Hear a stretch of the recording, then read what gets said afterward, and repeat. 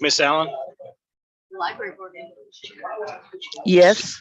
Library board. we're waiting on one more council member. We have to have a quorum in the chambers, so we're going to be a few minutes behind. Council. Okay, thank you. Thank you. Councilwoman Mackey's on the way.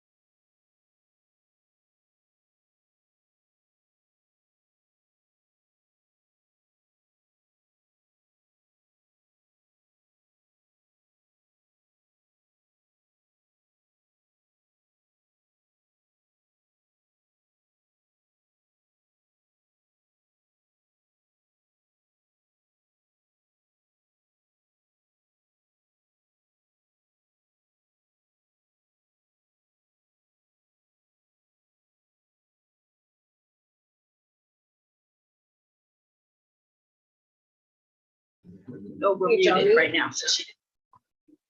Johnny, can you hear us?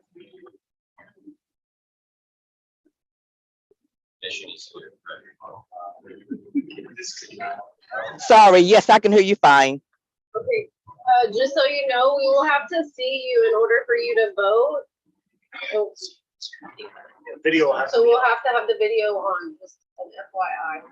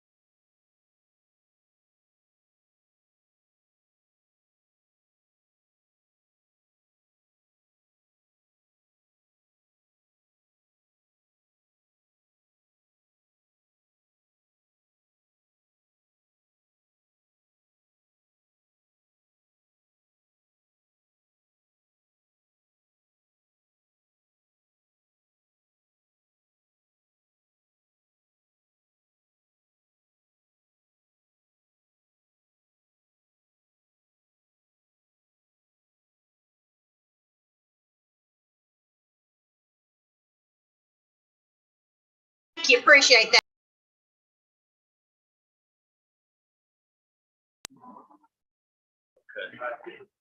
It's there. All right, I will call the Everman City Council special meeting to order. It's Monday, October 10th, 2022. The time is 6:39. Guess we're gonna go down to Susan's comments. Do we have anything? Okay, the next item, consideration possible action, item A, consideration of a development agreement between SFW 75 LLC, a Texas limited liability corporation, and the city of Everman, an incorporated political subdivision of the state of Texas. Mayor, before we consider a motion on this, just want to brief council on why this is being brought before you tonight and kind of give you an update. So as you know, council adopted a resolution back in July in opposition of a zoning change in the city of Fort Worth to change from currently zoned agricultural to manufactured housing. This is reported to be phase 2 of a manufactured housing project where they're looking to put 250, 300 manufactured homes. We've been strongly opposing this zoning change. We have gone to two planning and zoning commission meetings where planning and zoning unanimously, regardless of the opposition, still voted to recommend approval of the city council. It did go to the city council at one hearing where it was extended.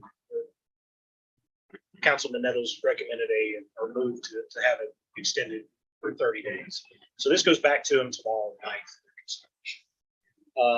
Councilman Nettles was kind enough to schedule a meeting between the city of Everman, Tarrant County, and the developer. There were staff from all entities involved that came to this meeting to discuss the issues. As expressed in the resolution and in all the opposition documents that we've submitted, we've been opposing this for several different reasons, primarily because of flooding concerns, transportation concerns, safety concerns, and lastly, just the appearance and desire of having a manufactured home up against the city. After all of that, it appears that the likelihood of this passing tomorrow night is pretty high. And what I've been told by Councilman Nettles is that this is likely going to pass and will be rezoned for manufactured housing. So we've been in discussion with the developer to try to address at least some of the concerns. If this is going to come to fruition, at least try to address some of the concerns and alleviate the concerns as much as we can. That's why you have before you development agreements. It is not common that we enter into development agreements with developments that are in our jurisdiction. So this is kind of out of the norm. Normally, this isn't something that happens, but the developer was willing to enter into one in this case to try to not necessarily gain support, but just gain, I guess, neutrality from the city. The development agreement addresses a couple of our biggest concerns. It does not address all of the concerns, but it does address a couple of big ones. First off, the appearance. The developer is agreeing to put in a screening fence constructed of solid wood cedar and solid masonry around the property to hide the often not so appealing site of a manufactured home park that it's been a concern. They are also going to try to preserve the existing tree line and plant additional trees in there to just try to make it more appealing to the neighborhood. Secondly, the regional flood study cooperation. So as a part of any development, they're going to have to perform a flood study with this development. Fort Worth does have very stringent requirements when it comes to flood studies as a part of the platting process. So they will have to go through some pretty stringent hoops, essentially, with the city of Fort Worth to get this through the platting phase. So as a part of that, they're going to conduct a flood study as a part of their development. They are going to share those results of that flood study with us and with our engineering firm to be incorporated into the regional flood study that we're currently doing right now. They have agreed to try to go as above and beyond as much as possible to do any flood retention and flood conveyance. But the problem with that is when you do development agreements, there really has to be something that's measurable within this, and we don't know what that is. We don't know if that's going to be creek dredging, creek widening, a detention pond, and we can't really put something into a development agreement that we don't know what's going to be beneficial. So on that portion of they're going to go above and beyond, all we have is their word. We can't really put that into a development agreement. I know that's not very reassuring. I understand that.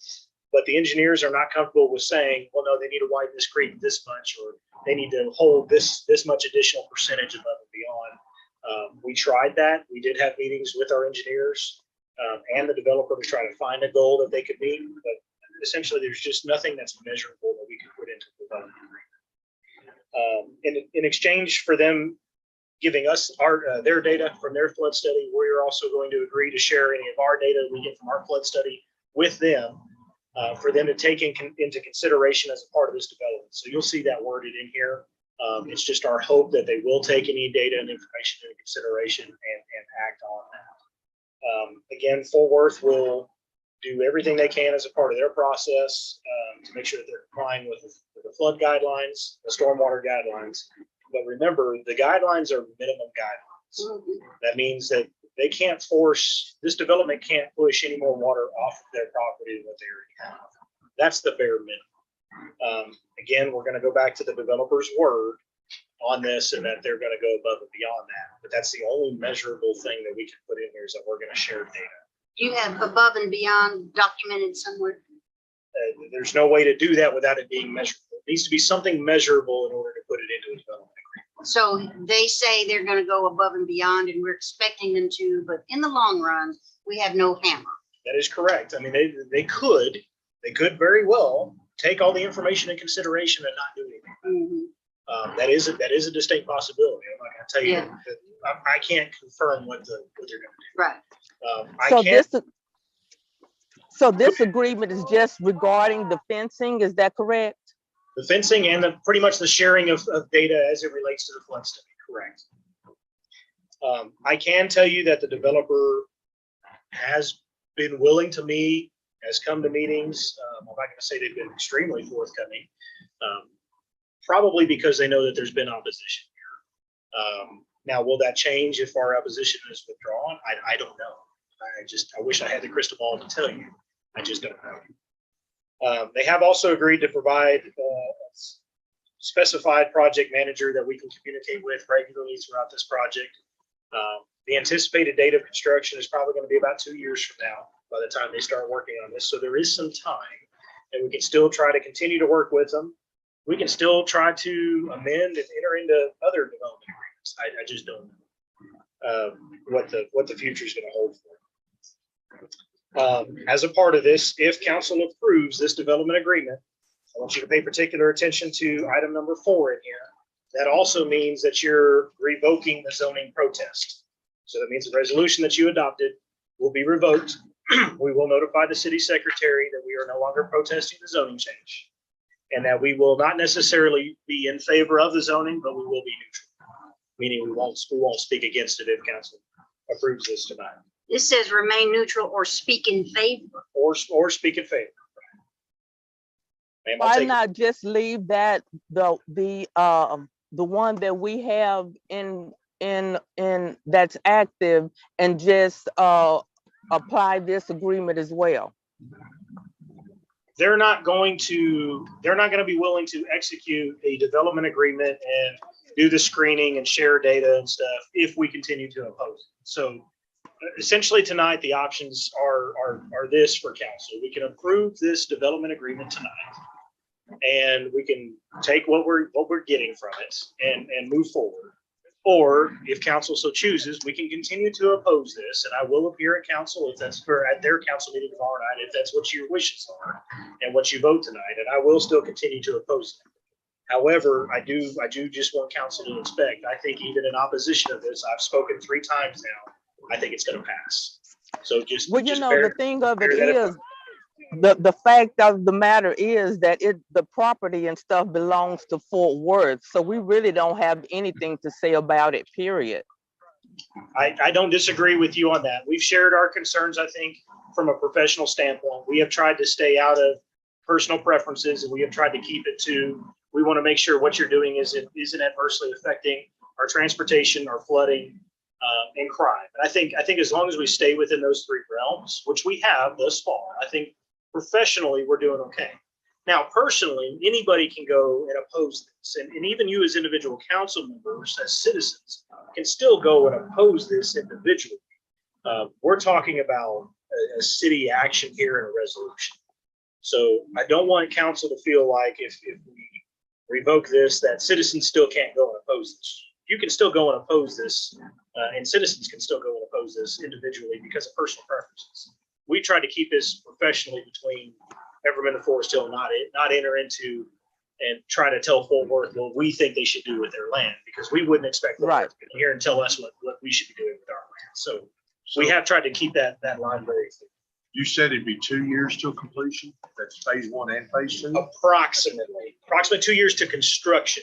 Remember, they're still, to start. They're still in. Okay, so that gives us, if the county approves our funding or the awarding of the contract tomorrow and everything on our flood study, we're talking 1 year for that.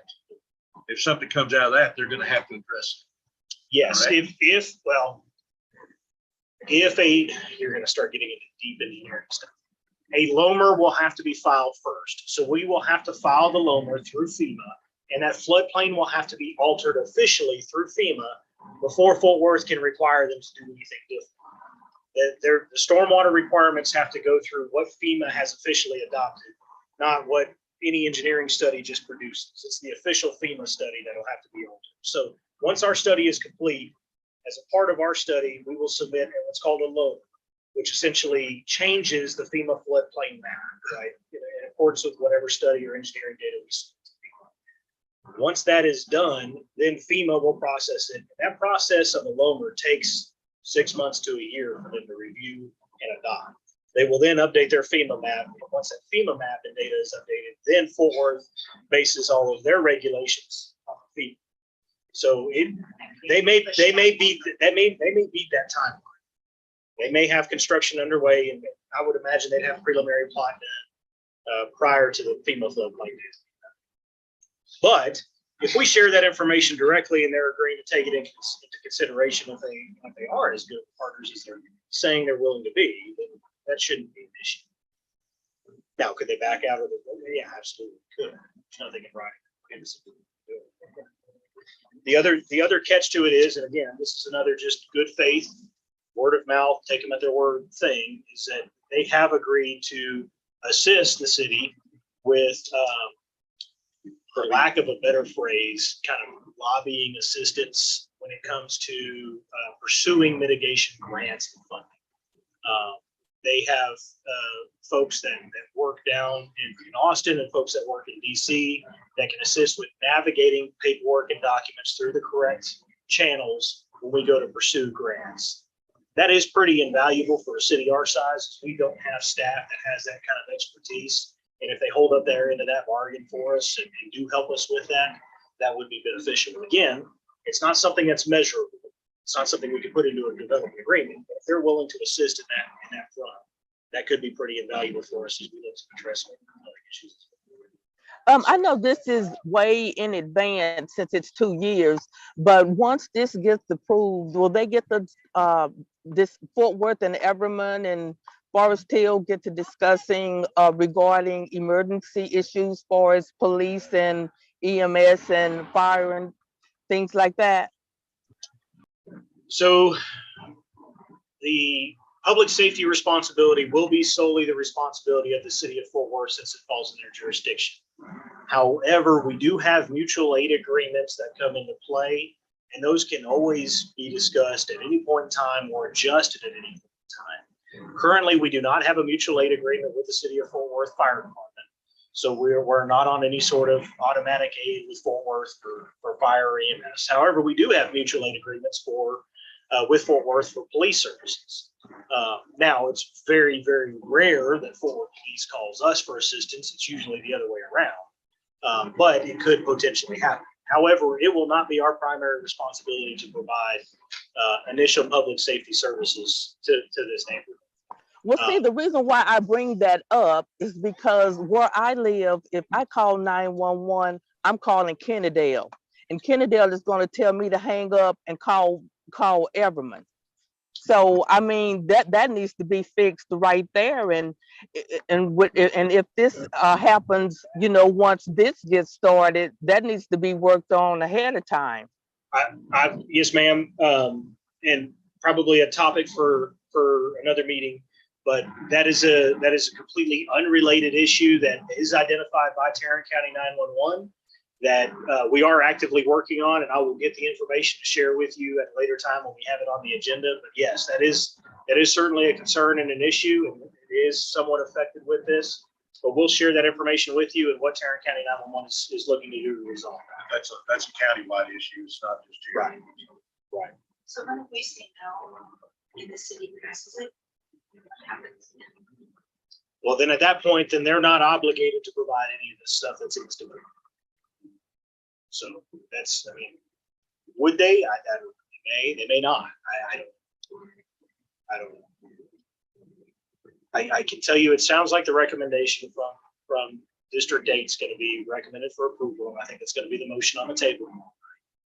I will tell you, experience with the city of Fort Worth, generally, the other council members lean on the council member responsible for that district to make that decision. So they're probably going to be supportive of whatever the councilman for that district recommends. And so I do think it will pass. You said he's been staying neutral too. He hadn't really taken a side either way. No, and he has been staying generally neutral. He's trying to be a good neighbor in the fact that he has brought everybody together to discuss it. Is it going our way? No, it's not. But I will tell you, I am appreciative of at least being brought to the table because that's never happened before.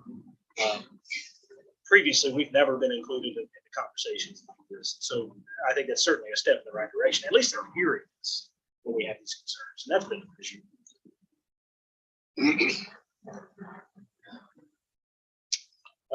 So just to kind of cover the rest of the development agreement, there are some exhibits attached. Exhibit A is just a legal description of the property. Exhibit B,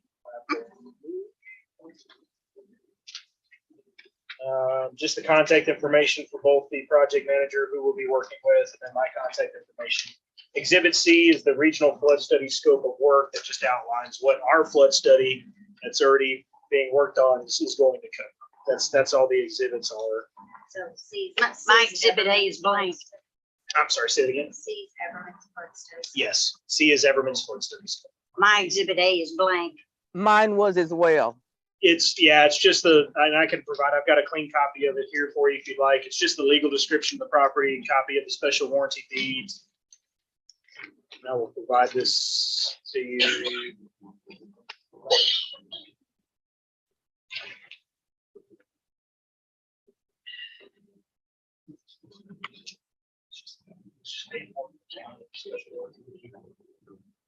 Yes.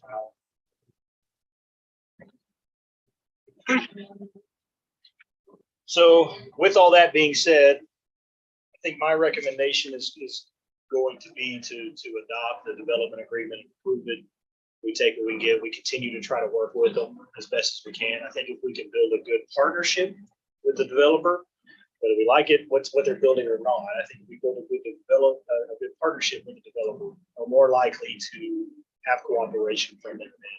Then if we continue to oppose this and they pass it anyway, they're probably going to be less likely to work with us. I think it's very likely that our 100 and 500 year floodplains are going to be bigger than what the map currently shows. I agree. It's going to work gonna against them. affect. Question on like phase 1. Do you know? Little That's louder. already said and done. Don't touch. It's already gone through replatting and everything, so I don't think it's been required. Now, can we ask the developer? We can ask them anything we want. We can certainly approach them and request. And I think as bad as it tastes to say, okay, we'll give in, and I understand that, but I think they're going to be more likely to work with us. And I think if we brought these requests and concerns to them, they're going to be more likely to hear us. And I don't think it hurts to ask. Also a fence around the dog pound for that. That's part of phase 1 or phase 2. Well, the It one had to thing, be phase 2 because they. Phase 2 is going to be bumped up right against the AC Ocean. But the fencing they're talking about putting up is on that east side around where the dog, animal control is, Oh, but it is. only not in the 100-year floodplain. The others So they're outside going of that. from Edon down, they're gonna skip the Correct. 100-year floodplain and then catch it back up on the dog side. That is correct. And it's primarily because Fort Worth's not gonna let us put a fence in the 100-year floodplain anyway. It's They gonna they get won't let washed. us construct it. Well, we wouldn't want it there anyway. It'll get washed. Yeah. And then we do have the city attorney here tonight if y'all have any legal questions about this. He has reviewed it, taken a look at it. It's pretty straightforward. It's not a very complex agreement. There's not a whole lot in it. But I think it's. Two major things, fence. and Oh, the- and let me also add, so I know transportation, I didn't talk about transportation. Transportation concern, as a part of this development, Enon Road is listed on the master thoroughfare plan for the city of Fort Worth. So when they develop this property, the developer will be required to make Enon Road, where it's in front of their development, meet their standards. Now, that's just that section in front of their property, so we're not talking about a lot. However, Councilman Nettles has committed and had transportation at that meeting to review, discuss, and start planning a reconstruction of Anchor Drive and addressing those other issues that are there. So, City of Fort Worth is at least looking at it. Obviously, there's no commitment as to dates or what they're going to do, but at least it's on their radar for the city. Did we lose Councilwoman Allen? Yeah, she did. She can't vote. Or she could have. As long as we can see her and hear her. Attorney says I thought we oh, weren't there she is. supposed to. She's back. We used to not be that way. Did we just lost connection? She's back. Okay. Okay, so Any other I guess questions? that means, amazing questions. I'll entertain a motion. I move we approve the consideration, am I going in the right direction, of a You development don't need a agreement? state consideration, just. Okay, I move we approve the development agreement between SFW 75 LLC, a Texas Limited Ability Corporation, and the city of Everman, an incorporated political subdivision of the state of Texas, as discussed. Motion made and seconded. Any further discussion? Hold the council. Place one. Place two.